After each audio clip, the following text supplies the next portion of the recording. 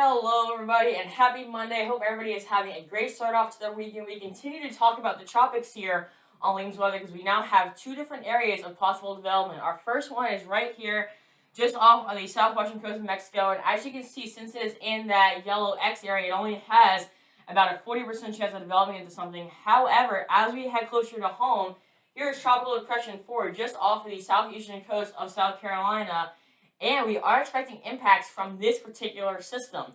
So here's the 11 o'clock a.m. advisory from the National Hurricane Center. Currently has maximum sustained winds of 35 miles an hour, currently moving towards the west-northwest at about 16 miles an hour. And then as far as impacts go for our local area, we have that chance of seeing some scattered showers or maybe even some thunderstorms as we head throughout the rest of our day today.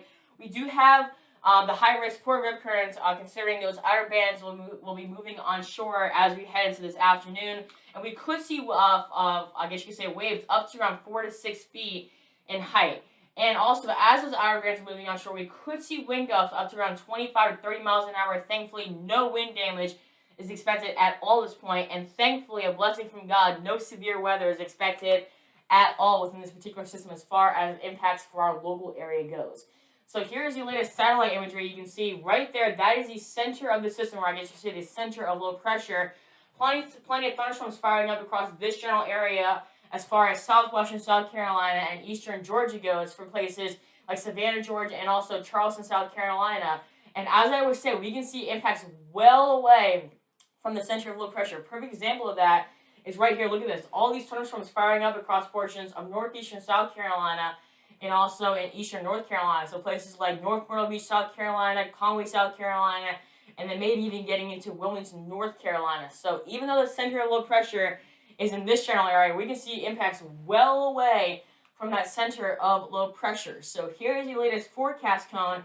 As you can see, they are forecasting this to become a tropical storm as we head into tonight, considering it is still going to be over those warm those warm Atlantic Ocean waters, even as we head into this afternoon. But thankfully, as soon as it gets onshore, it will become a post-tropical cyclone, because anytime a tropical system moves over a landmass, it immediately loses all of its strength, and that is exactly what is going to be happening with this particular system. As you can see, tropical storm this afternoon, then as soon as it hits that landmass, boom, post-tropical cyclone. So I don't think as soon as we get into tomorrow, we won't have to worry about the system anymore. It's just going to be this afternoon we have to, I guess you could say, worry about any impacts that could potentially impact us, all right?